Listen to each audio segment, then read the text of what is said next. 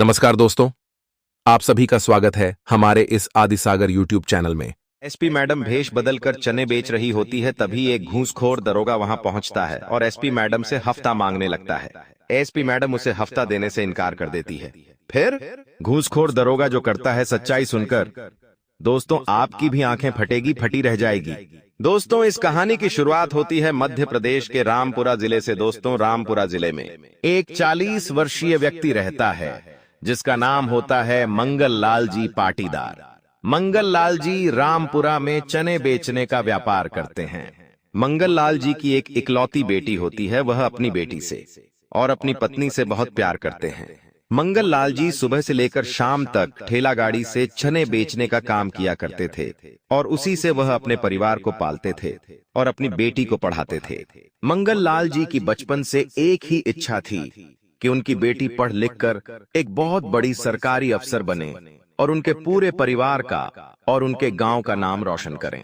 मंगल लाल जी की बेटी अभी और रही है, मात्र 12 वर्ष की थी, जिसका नाम था दिव्या। दिव्या पढ़ाई लिखाई में बहुत अच्छी थी। वह अपने पिता का बहुत सम्मान करती थी। वह दिन भर पढ़ाई करती और जब भी उसे फ्री समय मिलता था वह अपने पिता का हाथ बटाती थी। वह अपने पिता के साथ चने बेचने जाती थी और उससे जितना हो सकता था उनकी मदद करने का प्रयास करती थी। एक दिन की बात है, रविवार का दिन होता है। दिव्या के स्कूल की छुट्टी होती है और दिव्या को उस दिन पढ़ाई का कोई काम नहीं होता, तो वह मंगल लाल जी के साथ चने बेचने चली जाती है। मंगल लाल जी गांव की जो मुख्य सड़क होती है वहीं पर अपना ठेला लगा लेते हैं और दिव्या और मंगल लाल जी दोनों वहीं चने बेचने लग जाते हैं। मंगल लाल जी पर भगवान की बहुत कृपा थी। उनका व्यापार ठीक ठाक चल जाता था। उस दिन उनकी दुकान पर अच्छी खासी भीड़ थी। उनका व्यापार अच्छा चल रहा था, लेकिन जो ग्राहक उनकी दुकान पर आ रहे थे वह रोड पर गाड़ी खड़ी कर रहे थे, तो उससे ट्रैफिक थोड़ा जाम होने लगा था। तभी उधर से पुलिस की गाड़ी में एक दरोगा जा रहा होता है जिसका नाम होता है सचिन पडियार। जब उस दरोगा की नजर मंगल लाल जी पर पड़ती है तो वह देखता है कि उस ठेले पर काफी ज्यादा भीड़ है और मंगल लाल जी का व्यापार बहुत अच्छा चल रहा है। सचिन एक बहुत बड़ा घूसखोर दरोगा होता है जो गरीब लोगों से रिश्वत ले लेकर अपनी जेब गर्म करता है। सचिन देखता है कि मंगल लाल जी के ठेले की वजह से रोड का थोड़ा बहुत ट्रैफिक जाम हो रहा है। सचिन तुरंत अपनी गाड़ी से उतरता है और मंगल लाल जी के पास जाकर उन्हें कहता है, तूने यहाँ अपना ठेला क्यों लगाया? क्या तुझे दिख नहीं रहा है? यह गांव की मुख्य सड़क है। चल चुपचाप यहां से अपना ठेला हटा और चालान भर। मंगल लाल जी कहते हैं, साहब मैं रोजाना यहाँ ठेला लगाता हूँ, आज रविवार की वजह से थोड़ी ग्राहकी ज्यादा है, आप मुझे क्षमा कर दीजिए, मैं अभी अपना ठेला साइड में कर लेता हूँ, इससे ट्रैफिक में भी कोई समस्या नहीं आएगी। तभी वह घूसखोर दरोगा उन पर भड़क जाता है और कहता है, ठेला तो तुझे अलग करना ही होगा, लेकिन यहाँ तूने जो ट्रैफिक का नियम तोड़ा है इसका 10,000 रुपए का चालान तुझे अभी के अभी भरना पड़ेगा। मंगल लाल जी का व्यापार ठीक चल रहा था, लेकिन 10,000 उनके लिए बहुत बड़ी रकम थी। मंगल लाल जी उस दरोगा से माफी मांगने लगते हैं कि साहब हमें माफ कर दीजिए, आगे से हम यहाँ कभी ठेला नहीं लगाएंगे। दिव्या खड़ी खड़ी यह सब घटना होते देख रही थी। वह घूसखोर दरोगा मंगल लाल जी की गरीबी पर बिल्कुल भी दया नहीं करता।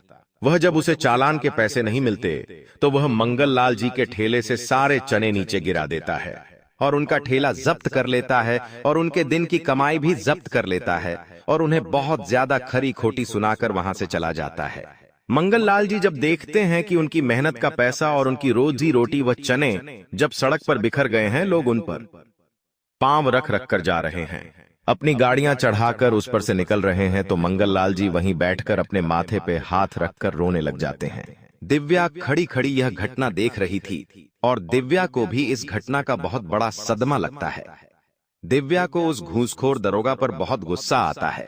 वह मंगल लाल जी से कहती है, पिताजी चलिए हम थाने में चलकर किसी बड़े अफसर से इस दरोगा की शिकायत करते हैं। तभी वहां पास में खड़ा एक व्यापारी कहता है, कोई मतलब नहीं है, तुम थाने में तो क्या तुम कलेक्टर के पास भी चले जाओ, तुम इस दरोगा का कुछ नहीं बिगाड़ सकते, क्योंकि यह एक रिश्वतखोर दरोगा है जो सभी गरीबों से पैसे लेता है और बहुत सारे पुलिस वाले भी इसके साथ मिले हुए हैं।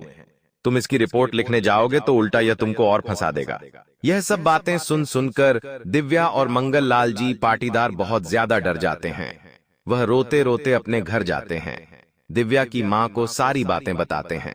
पूरे परिवार में बहुत ज्यादा निराशा छा जाती है क्योंकि उनका एक बहुत बड़ा नुकसान हो गया था। मंगल लाल जी ने अपने कई महीनों की पूंजी को इकट्ठा कर कर वह माल भरा था जो कि वह दरोगा पूरी तरीके से नष्ट कर गया था। अब मंगल लाल जी पर और उनके परिवार पर बहुत बड़ा आर्थिक संकट आ गया था। दिव्या के स्कूल की फीस भरना भी मंगल लाल जी के लिए बहुत ज्यादा मुश्किल हो रहा था। मंगल लाल जी अब इन सभी समस्याओं का समाधान करने के लिए एक बहुत बड़े दर पर ब्याज पर पैसा लेते हैं और थोड़ा बहुत चने का सामान भरते हैं और दिव्या के स्कूल की फीस जमा करते हैं।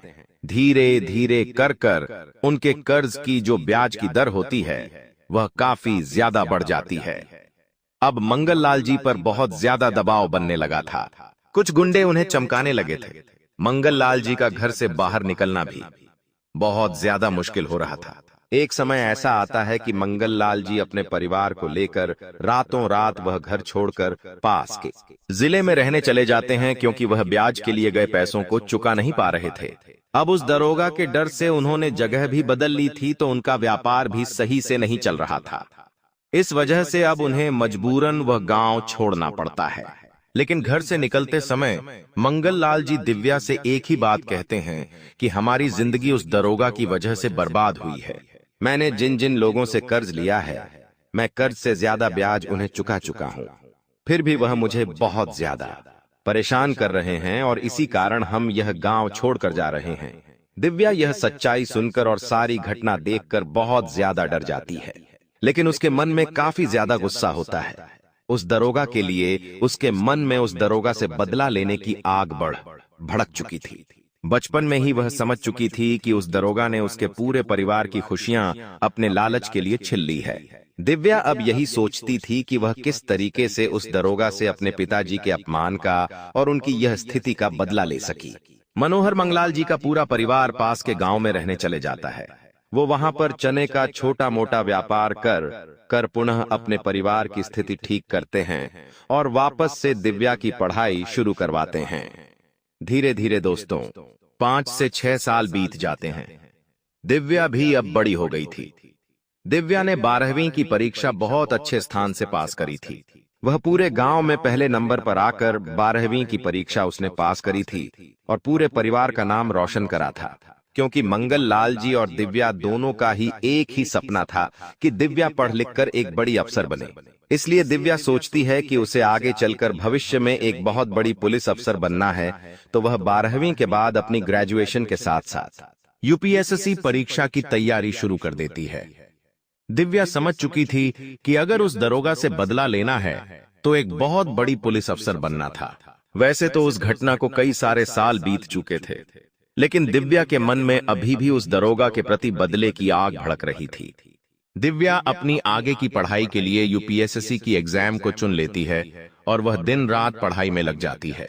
दिव्या यूपीएससी का पहला अटेम्प्ट पास नहीं कर पाती, वह दूसरे अटेम्प्ट में और ज्यादा मेहनत करती है। मंगल लाल जी भी पूरा उसका साथ देते हैं, उस पर कोई प्रेशर नहीं आने देते। दिव्या बहुत मेहनत करती है लेकिन वह अपना दूसरा अटेम्प्ट भी पास नहीं कर पाती। लेकिन उसके बाद दिव्या अब यह बात समझ जाती है कि यह परीक्षा इतनी आसान नहीं है। वह तीसरे अटेम्प्ट के लिए दिन रात एक कर देती है, बहुत मेहनत करती है, केवल 2 घंटे सोती है और पूरे दिन भर दिन के 20-21 घंटे पढ़ाई करती है और दिव्या अपना यूपीएससी का तीसरा अटेम्प्ट पास कर लेती है। दिव्या अपनी प्री और मेंस दोनों ही एग्जाम बहुत अच्छे नंबर से पास करती है और कुछ महीनों बाद समय आता है उसके इंटरव्यू का। दिव्या बहुत मेहनत से अपना इंटरव्यू भी क्लियर कर लेती है और एक बड़ी आईपीएस ऑफिसर बन जाती है, क्योंकि बचपन से ही उसका पुलिस में जाने का सपना था और यह सारी मेहनत उसने अपने पिता का अपमान का बदला लेने के लिए करी थी, तो वह आगे चलकर एक आईपीएस ऑफिसर का पद चुनती है। दिव्या की पहली पोस्टिंग उसी गांव में होती है जिस गांव को बचपन में वह छोड़कर भागी थी। जहां दोस्तों दिव्या की पहली पोस्टिंग उसी राजापुरा गांव में लग जाती है। दिव्या उस दरोगा को पहचानती थी। दरोगा अभी भी वहीं पर नौकरी कर रहा था और दिव्या उस दारोगा को देखते ही पहचान जाती है। उसे बहुत गुस्सा आने लगता है, लेकिन दरोगा दिव्या को नहीं पहचान पाता क्योंकि अब वह काफी बड़ी हो चुकी थी। दिव्या जब अपने थाने में जाती है तो वहां के सारे अफसर और वह दरोगा दिव्या को सैल्यूट करने लगते हैं। दिव्या जानती है कि उस दारोगा के साथ इनमें से कई सारे अफसर मिले हुए हैं जो कि गरीबों को परेशान करते हैं और उनसे रिश्वत लेते हैं। दिव्या यही सोचती है कि ऐसी कौन सी योजना बनाई जाए कि इन सभी को रंगे हाथ पकड़ा जा सके। तभी दिव्या के दिमाग में बहुत अच्छी योजना आती है। वह अगले दिन एक गरीब लड़की का भेष बदलकर, नकली बाल लगाकर, गरीब जैसा मेकअप कर गांव की जो मुख्य सड़क होती है जहां उसके पिता ठेला लगाया करते थे, वहां पर चने का ठेला लेकर खड़ी हो जाती है। दिव्या को उस समय दिव्या के ठेले पर ठीक ठाक ग्राहक आते हैं और वापस से वहां सड़क पर थोड़ा ट्रैफिक जाम होने लगता है। तभी वह दरोगा उधर से गुजर रहा होता है और वह आकर दिव्या पर चिल्ला चोट करने लगता है और दिव्या से इस बार 20,000 रुपए जुर्माना मांगता है। दिव्या कहती है, साहब माना हम बीच में खड़े हैं, लेकिन कानूनी तरीके से आप हमें पहले वार्निंग देकर हटवा दीजिए। यदि हम आपकी बात ना माने तब आप हम पर जुर्माना लगा सकते हैं। तो यह बात सुनकर दरोगा को और ज्यादा गुस्सा आ जाता है और दरोगा दिव्या पर जोर जोर से चिल्लाने लगता है और जैसे ही वह दिव्या पर हाथ उठाने जाता है, दिव्या तुरंत दरोगा का हाथ पकड़ लेती है और दरोगा को जोरदार थप्पड़ जड़ देती है। जैसे ही दरोगा को थप्पड़ पड़ता है, दरोगा और ज्यादा गुस्सा हो जाता है और कहता है, तेरी इतनी हिम्मत, तूने एक पुलिस वाले के ऊपर हाथ उठाया। फिर दिव्या अपने नकली बाल निकालती है और अपना मेकअप हटाती है और अपना असली चेहरा दरोगा को दिखाती है। दरोगा दिव्या को देखकर बहुत ज्यादा डर जाता है और माफी मांगने लगता है कि मैडम माफ कर दीजिए, मुझसे गलती हो गई, मैं आपको पहचान नहीं पाया। तब दिव्या उसे सच बताती है कि तुम मुझे नहीं पहचान पाए, लेकिन मैं तुम्हें आज से कई साल पहले उसी दिन पहचान चुकी थी जब इसी जगह तुमने मेरे पिताजी का अपमान किया था और उनके सारे चने नीचे गिराकर उनका बहुत बड़ा नुकसान कर दिया था। तुम्हारी वजह से हम कई सालों तक कर्ज में डूबे रहे और मजबूरन हमें यह गांव छोड़कर जाना पड़ा। दिव्या उस दरोगा के खिलाफ कंप्लेन दर्ज करवाकर उसे 3 साल की जेल करवाती है। साथ ही साथ दिव्या के थाने में और जीतने भी अन्य अफसर रिश्वत लेकर काम कर रहे थे।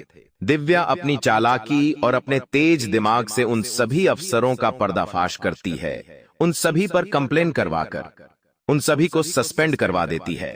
दिव्या की यह ईमानदारी से गांव बहुत खुश था और गांव में जीतने भी गलत व्यापार चल रहे थे, 2 नंबर के काम चल रहे थे। वह सब दिव्या के डर से धीरे धीरे बंद होने लगे थे। दिव्या पूरे गांव में यह खबर उड़वा देती है कि यदि आपको कोई भी गुंडा या कोई भी रिश्वत लेने वाला अफसर आपको परेशान कर रहा है तो आप निडर होकर उनकी कंप्लेन करने आ सकते हो। आपको किसी से डरने की या घबराने की कोई आवश्यकता नहीं है। जब गांव वालों को यह बात पता चलती है तो उनके मन से भी गुंडों को लेकर और रिश्वतखोर अफसरों को लेकर जो डर होता वह डर निकल जाता है और फिर गांव वाले भी दिव्या के पास कई सारे गुंडों की कंप्लेन लिखवाने पहुंचते हैं। फिर दिव्या उन सभी गुंडों को पकड़कर पूरे गांव का वातावरण देती है और गांव में चल रहे सभी 2 नंबर के व्यापार को समाप्त करवा देती है। दोस्तों, आपको दिव्या की यह हिम्मत कैसी लगी? अपने पिता का अपमान का बदला लेने के लिए उसने इतनी मेहनत करी। कई सारे लोग ऐसे होते हैं हमारे देश में जो कि अपनी परिस्थितियों को देखकर डर जाते हैं, परिस्थितियों को देखकर हार मान लेते हैं और अंदर से पूरी तरीके से टूट जाते हैं। लेकिन दिव्या ने परिस्थितियों से भागने के बजाय, डरने के बजाय उनसे लड़ना सही समझा और उन परिस्थितियों का सामना करना सही समझा और उसी वजह से आज वह अपने पिता का अपमान का बदला ले पाई और शहर से गुंडागर्दी थी, जो गलत तरीके से रिश्वत वसूली जा रही थी, हफ्ता वसूली हो रही थी, वह भी दिव्या समाप्त करवा देती है और अपने पूरे गांव का माहौल सही करवा देती है। दोस्तों, आपको दिव्या की यह बात बुरी, उसका यह हौसला और उसकी यह हिम्मत कैसी लगी? आप नीचे कमेंट बॉक्स में हमें जरूर बताइए। यदि आपको वीडियो